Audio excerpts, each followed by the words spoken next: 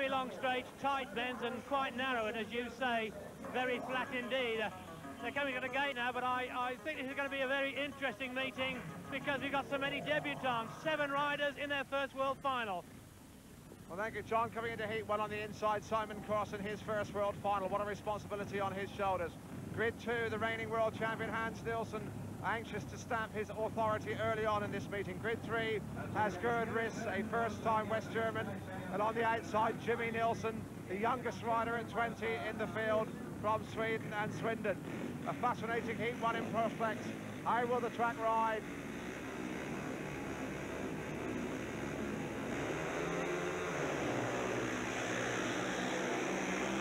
And it is Nielsen, Jimmy Nielsen in front, Hans Nielsen going through on the inside. The two Nielsens together. In third place, it's Simon Cross coming bursting through. And the crowd on their feet is the reigning champion. And down has gone Riss on the third corner. So drama straight away, the red light is on. It happened on the third corner as Jimmy Nielsen from Sweden in yellow and black locked up the German Gerd Riss, who was right up his exhaust pipe, picked up his back wheel, and it looks like Riss is in trouble. So heat number 1 for the second time. When it was stopped, it was Nielsen in front after a fairly hair-raising first couple of corners. So no rider in white Gerd Riss excluded, a little unfortunately there. And we'll watch the start again because it looked like the outside grid was quite lively because Jimmy Nielsen certainly made the corner in front of Hans Nielsen. Simon Cross on the inside in red. Here we go, heat 1 again with 3 only. And Nielsen has not made the start. It is Jimmy Nielsen around the outside, Cross is second, Hans Nielsen is third. And here is a surprise right at the top of this 1987 World Final.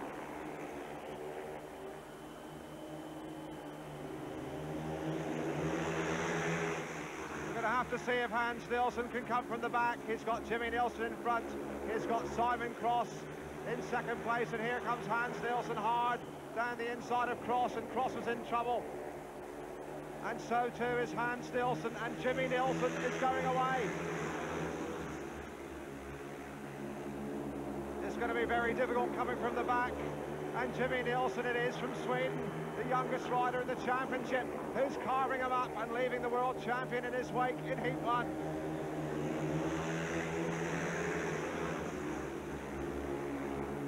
Well, this one has the crowd buzzing because Hans Nielsen was leading. The race was stopped and he's only going to collect 1 point from his opening ride. Unless he can get around the outside of Cross, he can't. A win for Jimmy Nielsen. Second place, Simon Cross. Third place, Hans Nielsen. So Nielsen drops vital points right at the top of this World Championship final. Heat 6 should be, as the Americans say, just a little radical. We have got Hans Nielsen in grid 3, not a particularly profitable grid. He's already dropped 2 unexpected points, can ill afford any more. Inside Antonin Kasper, Jano Pedersen, one of the main rivals for the title. He's in grid 2 in blue. Then Nielsen, who certainly can't let any more points slip away. On the outside, Sam Ermolenko in the yellow helmet, and he's a race winner first time out.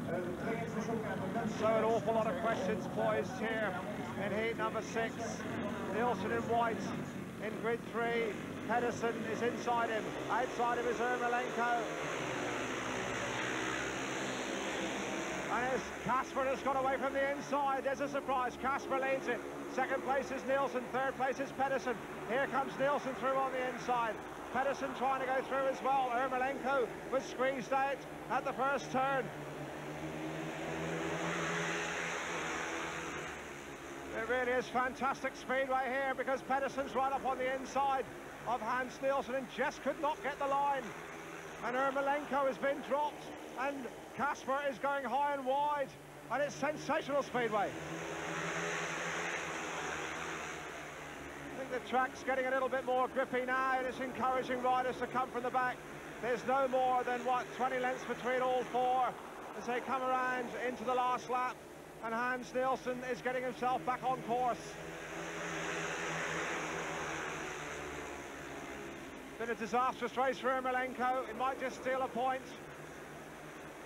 But Nielsen, having dropped 2 points first time out, re-establishes his command. He wins it. Second place is Pedersen, right on the line there. Ermolenko got up for a critical point.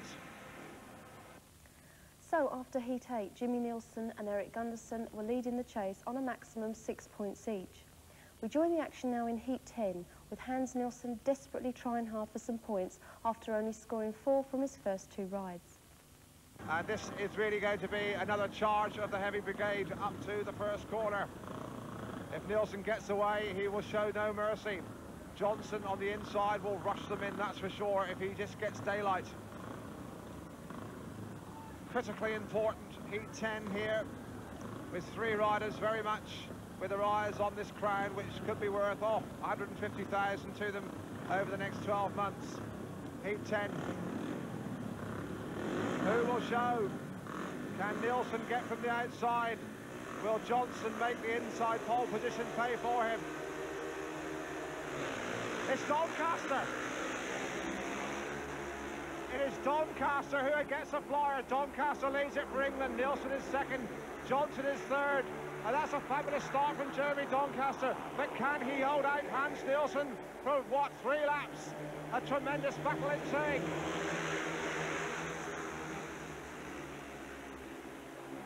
Oh, he's left a hole down the inside and Nielsen switches back.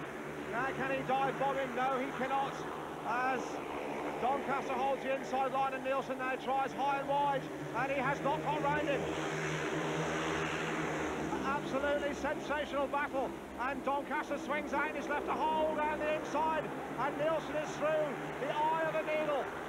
Really brilliant Speedway, top flight entertainment and action, and Nielsen showing that he intends to hold on to this world crown. Doncaster only left him a tiny gap, and he was through it, and he's going away, and this could be an all-important victory for Hans Nielsen in the final analysis. He wins it. Second place Doncaster. Third is Johnson, never in contention. At the back it was Shearer, and John Chapman saw then a master at the peak of his powers. We certainly did, Dave, and I think Nielsen there was a man under a great deal of pressure, and he could have ridden desperately, but he rode a man inspired, and I think he was very, very terrific to take Doncaster on the inside the way he did. Superb race there from Nielsen.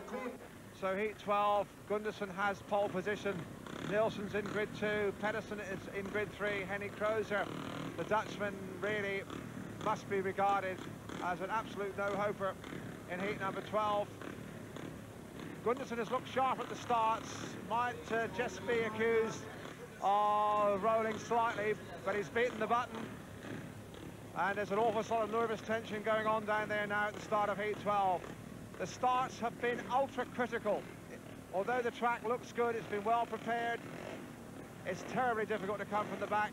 Not impossible, but you need little short of a miracle. So here we go for heat 12. We'll watch for Gundersen on the inside. And it is Gundersen who's away. Gundersen and Nielsen. Pedersen swinging inside to try and find the line inside Nielsen. And it's tight again, and Pedersen it is who has the drop. Gundersen leads it.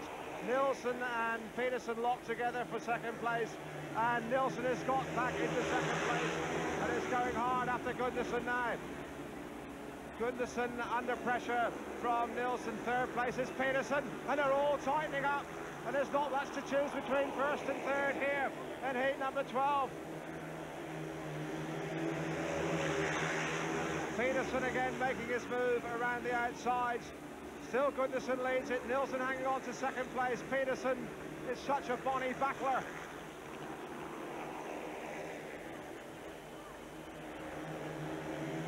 They're into the last lap now, and it is Gundersen who's got some daylight. Second place holding on Nielsen. Third place Pedersen, and Pedersen will have to make his major effort now around the last 2 corners if he's going to get up. Gundersen wins it. Nielsen holds on for second place. Third place is Pedersen. Nail-biting Speedway. Nothing to choose between all three really for 4 laps.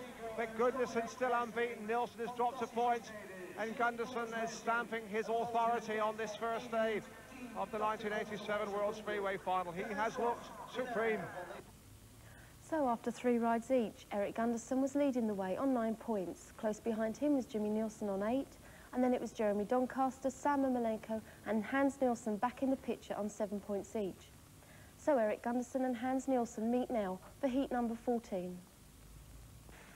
One fancies there will be some kidology at the start. If Gunderson gets half a wheel, watch for him to lean all over Hans Nielsen on the inside. Remember, they'll be doing close on, 65, 70 mile an hour before they hit that corner. It's a long run to the first turn here at Olympic Stadium, Amsterdam.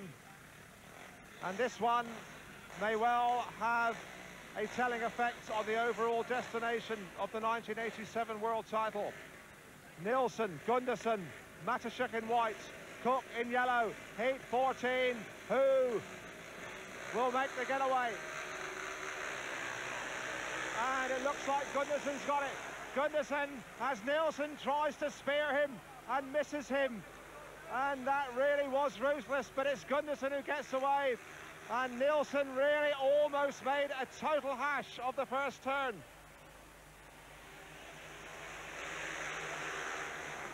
Now, can Hans Nielsen possibly reel in his old rival?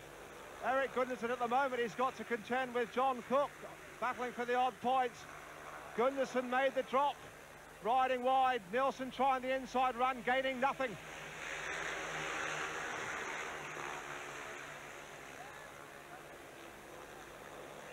And Hans Nielsen is gaining not at all. Gunderson going as though his life depends on it into the last lap.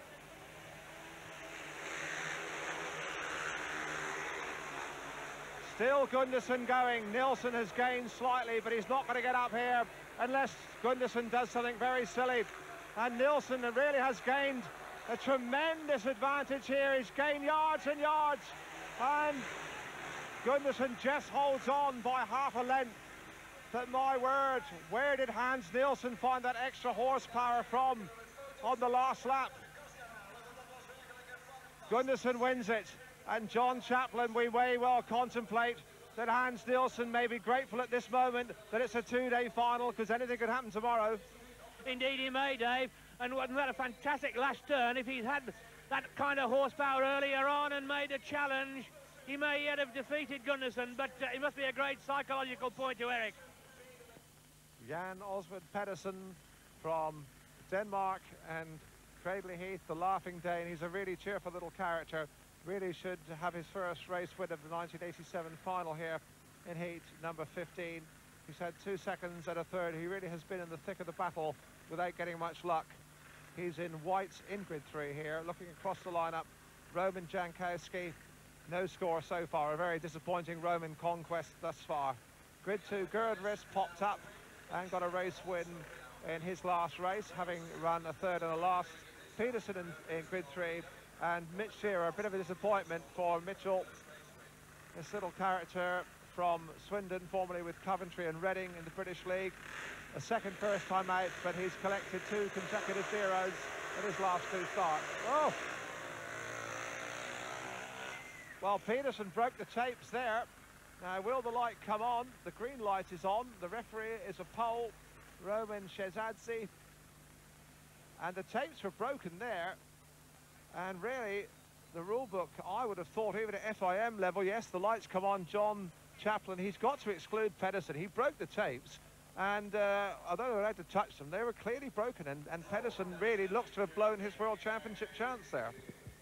Absolutely no doubt about who broke the tapes there. Yes, that's clearly an exclusion for Pedersen, and must be very disappointing, because we all thought he was going to be a very big threat here, and now he's fading fast, I'm afraid. Well, we really do have a sensation here, because it looks like the referee has excluded the rider in blue, Gerd Riss, for breaking the tapes. And John Chaplin, from where we sit here right on top of the tapes, there was no argument. It was Pedersen to blame. Absolutely right, Dave. I mean, you can hear how astonished we are, and when they came round to the tapes, Pedersen was just as astonished as we were. There's no doubt that he thinks he didn't break the tapes. Now, Riss has gone in to complain to the referee, obviously, see whether he has any luck. But Pedersen is under power and ready to take his place again.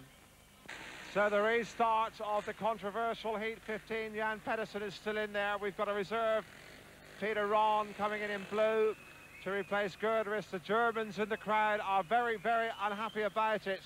And there's a little knot of them on the fourth turn who have been throwing missiles and cushions. We can only hope they don't do it while the race is in progress, because that could be terribly dangerous. Pedersen lucky to survive. He's in grid 3. On the inside it's Jankowski, then Rahn. Grid 3 has Pedersen. On the outside it is Mitch Shearer.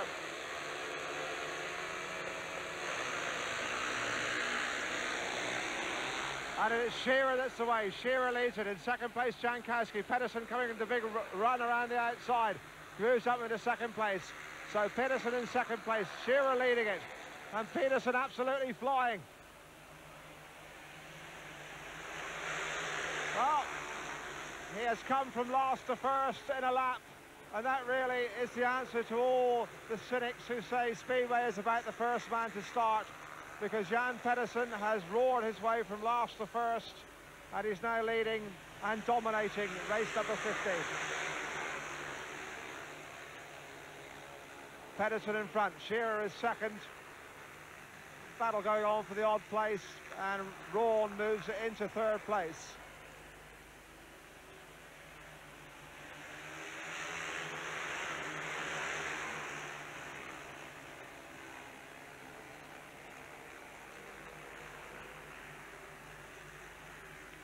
So, Jano Pedersen, a bit lucky to survive, really.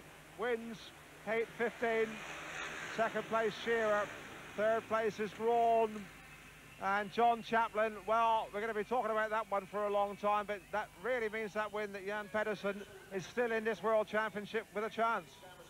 Most certainly, Dave, and I think the little man, very unperturbable most times, was mad enough then to really take it out on Mitch Shearer, really, because he kept his nerve and went through a very narrow gap, almost took Mitch's throttle cable with him.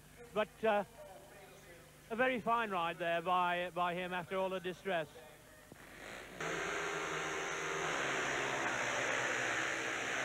And it is Cross that's got away. Cross that's got away. Doncaster roaring around the outside. Matashek has been left, and all four have gone round Matashek.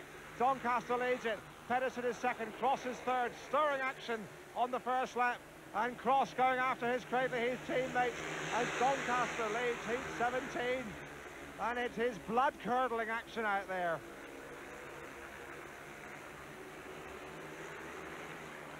Sensational first lap, and now the battle is on between Doncaster and Pedersen closing on him.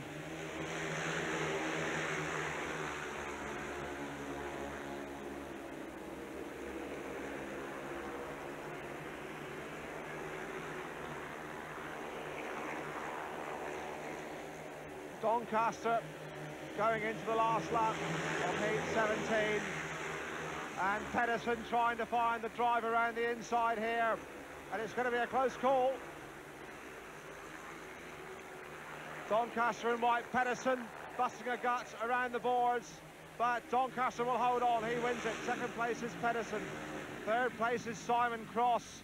And that really was an outstanding piece of action, John, because on the first lap there, it was the Czech Matashek who actually showed in front, and all three went roaring by him. Yes, I think at the start of it with Cross, who was a bit too clever for himself. He tried to do an Ermolenko and move people out, but they nipped inside him on that first turn there.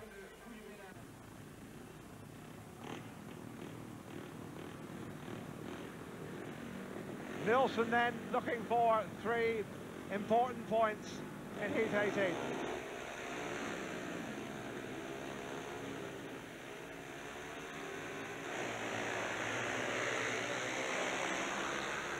Well, Morton tried to move Nilsson over, and that's let Henny Kroes through. And, Nilsson's gone the outside of Kroes, and Morton's come under him. Again, tingling action.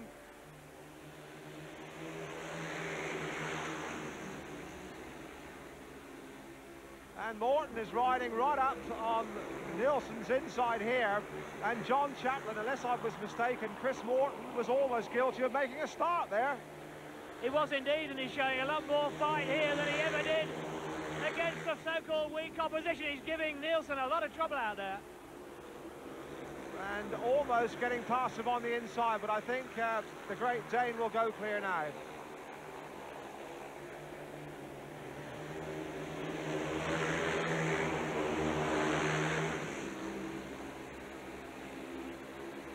So Nielsen now in the lead. Second place is Morton.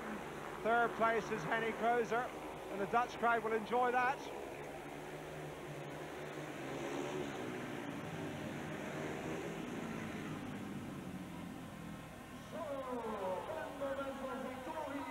Interesting old Heat 19. Riss on the inside. Johnson grid 2. Gunderson, who hasn't missed a start in white in grid 3. And Ermolenko, who rode a very interesting outside line in his last ride, and nobody could get near him, but he was fence scraping. Heat number 19, can Gunderson go in overnight as the unbeaten leader? Oh dear, they're impatient, and Gunderson's got a flyer, and Johnson's gone with him as well.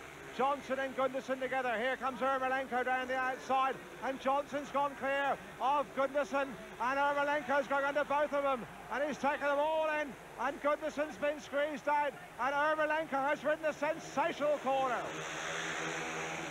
Absolutely sensational. Ermolenko into the lead. Second place Johnson.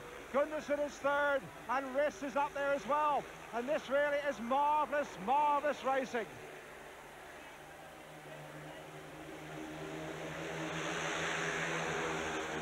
It's going to rip this World Championship final wide open, because Ermolenko, if he gets 3 points here, can go in as the shared overnight leader. Johnson's in second place. Gunderson has just 400 metres to improve. It's a marvellous race. Really a tremendous advertisement for World Final Speedway. Ermolenko is going to win it. Johnson should hang on to second place, and Gunderson has been relegated to third place. And it's wide open, absolutely wide open. I think tonight's meeting has proved it's been a very good world final, and you know, I hope we'll have the same kind of racing as we had today, tomorrow. And you know, I think with this new system, it's different for everybody. You know, it's a very funny atmosphere here right now.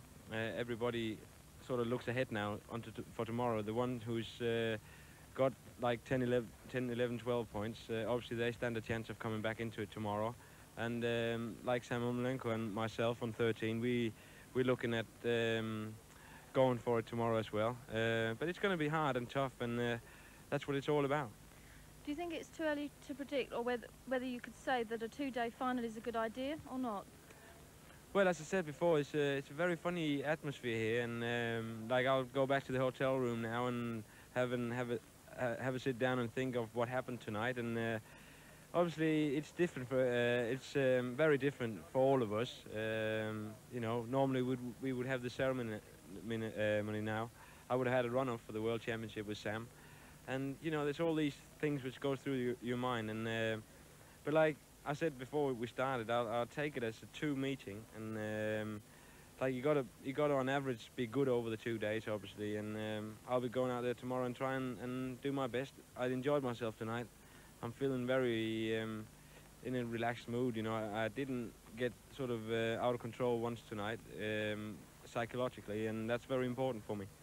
Well, your fellow Dane Hans Nielsen's not far behind you now. He seems to have caught up as well. Yeah, but I'll have to beat him in the first race tomorrow, obviously, and then I'll be 2 points up on him, hopefully. And if I do drop another point in the first race, obviously we'll be level then, and then it's up. My heats tomorrow is very nicely spread, and I've got some good gating positions, and you know, I think with a bit of luck, and you need that in anything, I might be able to do it, you know. And if I don't, you know, it won't be the end of the world for me anyway, but I would love to win it again this year, and I've been working very hard the last couple of months to get in the right sort of attitude towards this, you know, because there is a lot of pressure on everybody. And that's the main thing. You got to feel good and go out there and enjoy yourself. And obviously you got to be hard on the concentration. And but I've approached it differently this year, and I'm feeling very well. So after the first day, Eric Gunderson and Sam Ermolenko were leading on 13 points each. Jeremy Doncaster and Hans Nielsen were both on 12. Well, before the second day's racing got underway, I had a chance to speak with joint leader Sam Ermolenko. Then after that, we're back into the racing again for Heat 23, where Eric Gunderson and Hans Nielsen met. Are you looking forward to today? Yes, I'm looking forward to, I'd love to get 15 points and clean this thing up and become the champion of the world, but it's going to be hard work out there, and a lot of guys are thinking the same way as I am. As long as we can keep our head on straight and go make 5 perfect starts, we have a darn good chance. It seems, as I said, the World Final's open. Who's your main rivals that you're going to be looking out for today? Well, obviously it's Eric and Hans, and then Yano and Jimmy Nielsen. They're just all so close. Anything can happen. I just believe that the way my setup is out there, I think that nobody's going to win on a perfect score today, and if they do, I hope it's me. These outside grids in the first couple of heats have been rather a graveyard. Nielsen was beaten from the traps by Gunderson on the first stage, and the nervous energy being generated down there on the start line could light up a whole council estate. Could be the most vital start of the 1987 World Championship. Oh, Nielsen's impatient. He is allowed to touch the tape. Away this time, and Nielsen is away. Cross is in second place. Gunderson gets squeezed out. The outside grids are really a disaster. Nielsen away. Cross is second. In third place, it is Casper. And now Gunderson is at the back and in terrible trouble.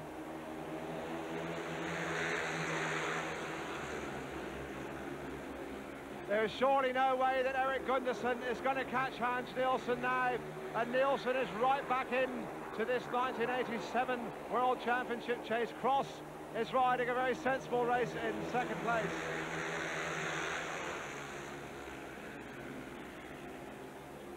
It really is unfortunate to have to say, but it looks almost impossible to get from the back at the moment. Nielsen in front by now 20-30 lengths. Cross holding on to second place. Casper is third, and Eric Gunderson, who started so devastatingly, moves through into third place. Takes a point. Is it going to be enough? He's not going to catch his Craigly Heath teammate Simon Cross. Nielsen wins it. Second place is Cross. Third place is Eric Gunderson. That's opened it wide. And John, once again, these outside gates, it's like a 30-yard handicap. It certainly is. The emphasis has very much moved to the inside, and you saw, as Nielsen could choose his line, how much of a lead he built up there. Gunderson was always struggling. And it is Nielsen who shows. Nielsen's away. Ermolenko switches back and is right on his back wheel. In third place, it is Jankowski. But oh, Nielsen was ruthless, and that allowed Jankowski to come through, and Jankowski gets shrugged aside by Ermolenko. But Hans Nielsen is away and he's setting sail.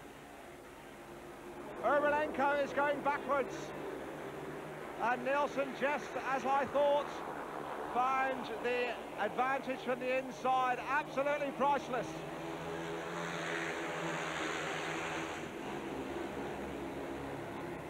Well, Ermolenko is gaining nothing, and if a rider like Sam can't make up ground, then I fancy we're in for a torrid afternoon as far as fast overtaking is concerned.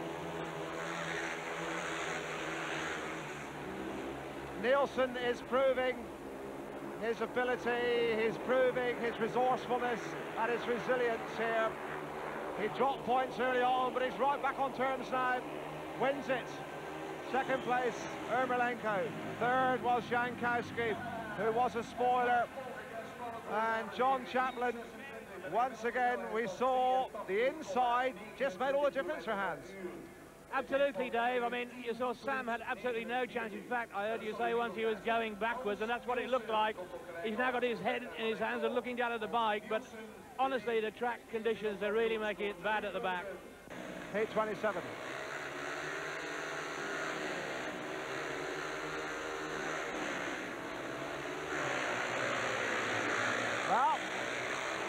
Johnson paid the penalty of trying to anticipate the tapes, and that's let Shearer away. In second place is Matashek, and now Johnson moves through into third place. Now we'll see what he can do from the back. Mitch Shearer is away and kicking on.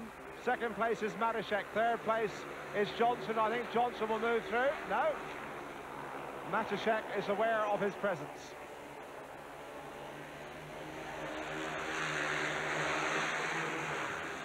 And Simon Cross moving back up purposefully as Johnson swings outside. And has he got the legs? No, he hasn't again. Fair old battle going on for the odd points with Shearer a mile in front. And now it is still Matashek holding on. It's made for interesting speedway as Johnson switches to the outside, and he'll move back down the inside now, and he's got the drop. And that was a really fine piece of strategy from the Swede. Mitch Shearer a mile in front. Johnson gets second place. Third place is Matashek. And Simon Cross, who buzzed energetically, gets nothing from race 27. Heat 28 is going to sort the men out from the mice, because all four are in realistically with a chance of a place on the rostrum, and all four realistically are still in with a possibility of winning the crown. We've got Jan Pedersen, who surprisingly has only won one race over the 2 days so far. He's on the inside, and he should take full use of that advantage. Grid 2, Jeremy Doncaster, who had a very, very disappointing first ride here, second day, ran a last. Be anxious to atone for that. Grid 3, Eric Gundersen, who started like a steam engine, but has tailed off dismally and has seen his lead be whittled, and he's now slipped behind. So he'll be very, very keen to put that to rights here in Grid 3. On the outside, John Cook, and a very natty line in helmet covers. I do believe it's a bobble cap. Can't remember ever seeing that before. But Cookie's on the outside. If he can bobble out of the start, he'll be happy. Inside then, Pedersen red. Next to him, Doncaster blue. Gundersen in Grid 3. And Cook on the outside. And Cook is distracted by a cameraman. Now they're settling down.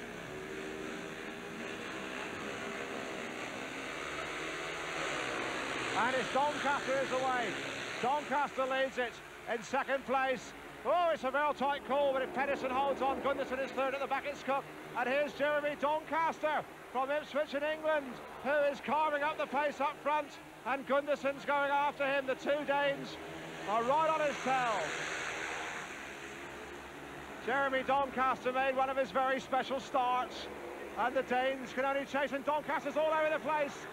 And Pedersen tried to dive in, and Jeremy did a very naughty left turn down the straight.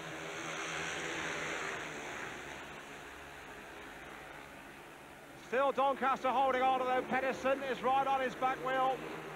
Doesn't make the same mistake again. Gundersen is out of contention in third place. And it looks like Pedersen will have the drop.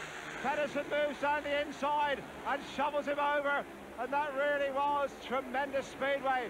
Where did Pedersen get the drive from? He just really elbowed Doncaster right out of the way, and Doncaster is still slipping and sliding. Pedersen wins it in the most theatrical fashion from the back. The Danish crowd are on their feet.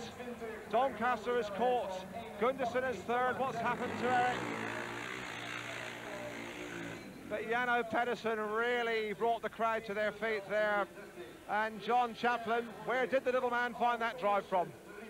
Well, it was a breathtaking race, wasn't it? And he's got the determination, you see. Jeremy just left a wee bit of gap, and he was through it. But again, it was the inside drive, and that's where it is, if you're going to have a chance at all. Has to be said that Doncaster seemed to want to be obstructive rather than getting his head down and backside up and going for the checkered flag, John. He may have actually found a lot of drive by the fence on that back straight, which may have surprised him a little. And afterwards, as you say, he was very concerned with keeping Gundersen behind him. So, after 7 rides each, Hans Nielsen and Sam Ermolenko were leading with 18 points. Leading the Swedish challenge were Per Jonsson and Jimmy Nielsen on 15, and also on 15 was Eric Gundersen, who was falling behind a little. We go back to the Olympic Stadium in Amsterdam now for a very crucial Heat 32. Keep your eye on Nielsen, because the two riders on the inside will swing it wide if they can. Heat 32, tremendous excitement building up here in Amsterdam. Oh, and Peterson is over the tapes, but they haven't been broken. You can touch the tension, away they go, and Nielsen's away. Nielsen has got away. Nielsen has beaten the bogey, and this could be the moment where Hans Nielsen will look back and say, that's where I won the championship for the second time, because that was a supersonic start. Johnson is in second place. Pedersen is third. Morton's at the back. But Hans Nielsen has proved it is possible to come out of grid 4 and make the start.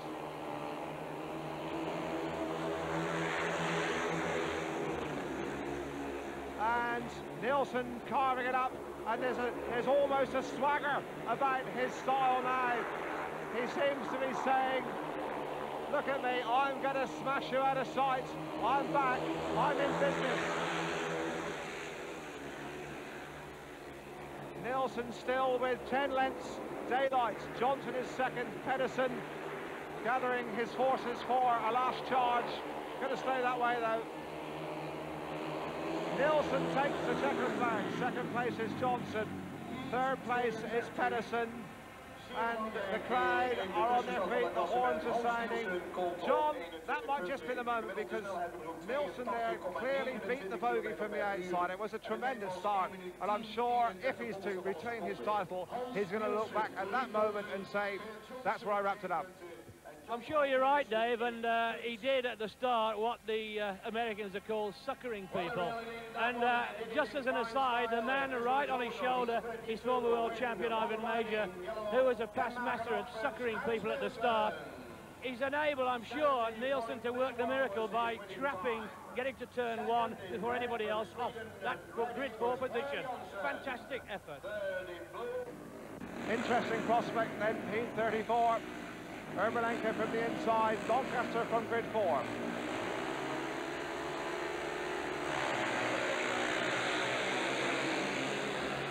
And it's very close, and Doncaster's got round, and Morton has got on the inside of Ermolenko. And the American was the meat in the sandwich there. And again, Jeremy Doncaster made one of those sizzling starts.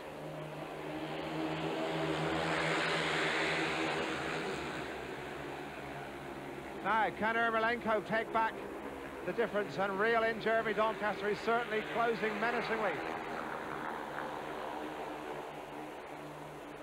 Closer and closer, and here comes Ermolenko. Doncaster has been picked off in this situation a couple of times before. It's made for interesting speedway.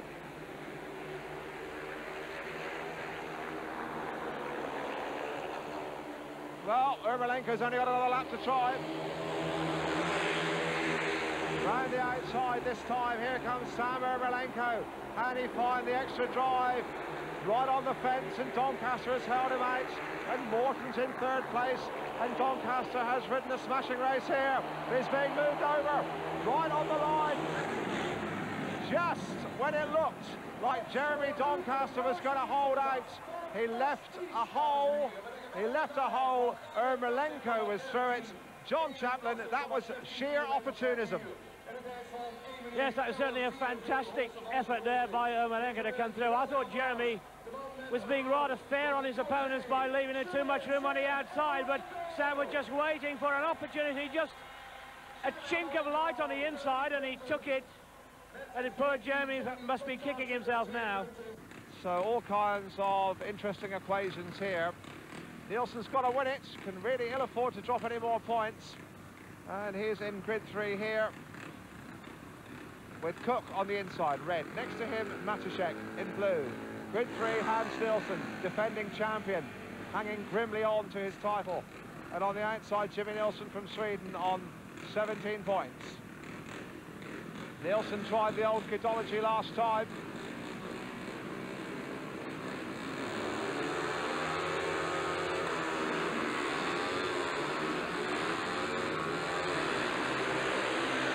And up to the corner, Cook. John Cook leads from the inside. Nielsen goes around the outside.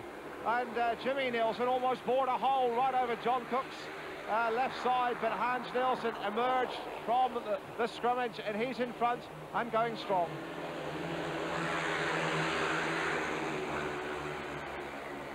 Jimmy Nielsen's crept into second place. Cook is third.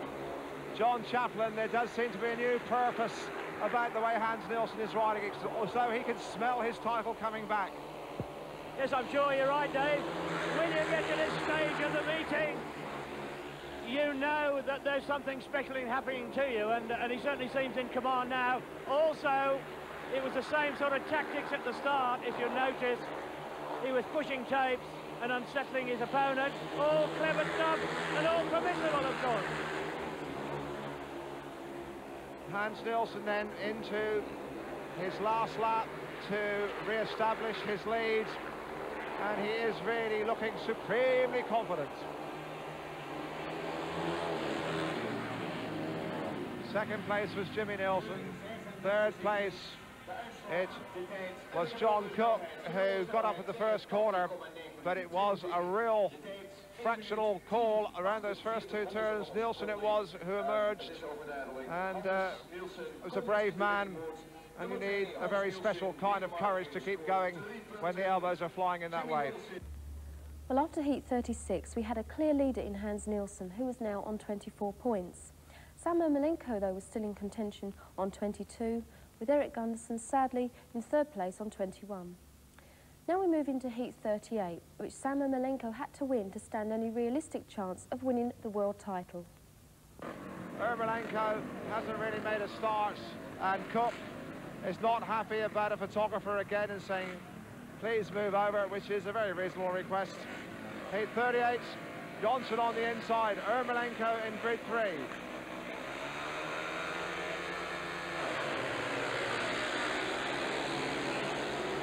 And it is Johnson and Ermolenko in second place. Cook is third. And, oh, it's getting very close now. And Hans Nielsen will be watching this from the pits, because if they stay this way, he is virtually the new champion. Ermolenko moves into second place, going hard after Johnson and almost picking up his back wheel there. There wasn't much in that. Cook is third, and Johnson here might conceivably end up on the roster for his first attempt. Ermolenko is certainly not pulling him in. By our reckoning, Hans Nielsen, if it stays this way, and it is a point from his last ride to retain his championship. And Johnson will not be caught.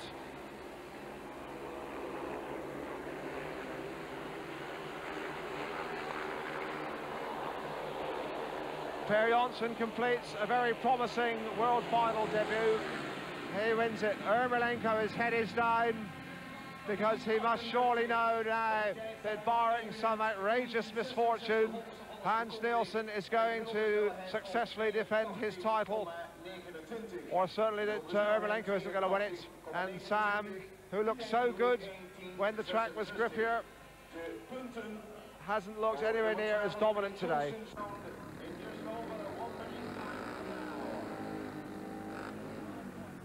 Hans Nielsen needing just 1 point to become the 7th man in 42 years to successfully defend the world title. And on the outside, Gerd Riss in yellow and black. Heat 40, are we to see the world champion in 1987, Hans Nielsen? Tension is tremendous up to the first corner, and Nielsen it is who will show. Nielsen leads it.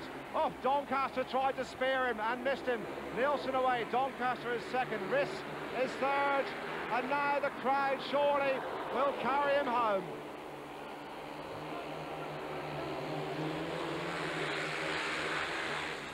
Now it is going to be a marathon journey for Hans Nielsen. He'll be listening for every beat of his bike. He seems to be rearing, because only a mechanical failure can rob him now, and these must be absolutely nerve-tingling moments for Hans Nielsen.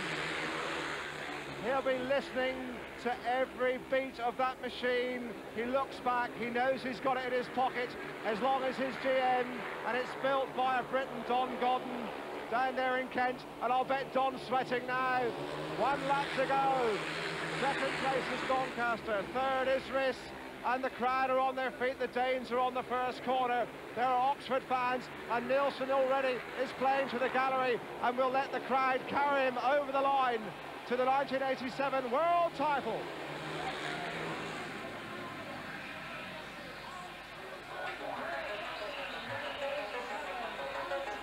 Pandemonium, the noise is deafening. Nielsen retains his title. Just listen to this noise.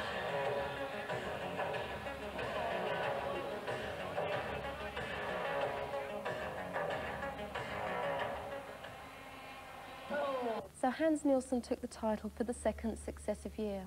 And who's going to stop him making it 3 in a row when the World Final is held in Denmark in 1988? We'd like to wish everybody a happy new year from all of us here at Screen Sport, and we hope you'll continue to enjoy the Speedway coverage here and also the ice racing, which starts very shortly. Don't forget to join us next week. It's the National League Riders' Championship from Coventry, and we look forward to your company. Until then, we leave you with the 1987 world champion himself, Hans Nielsen. Looking down there, it's very difficult to see any other riders. John Chaplin, we remember last year that Eric Gundersen was noticeable by his absence. Can you see anybody down there apart from the mechanics and the photographers? But Hans Nielsen clearly has taken advantage of this second day and taken a second chance and made it pay.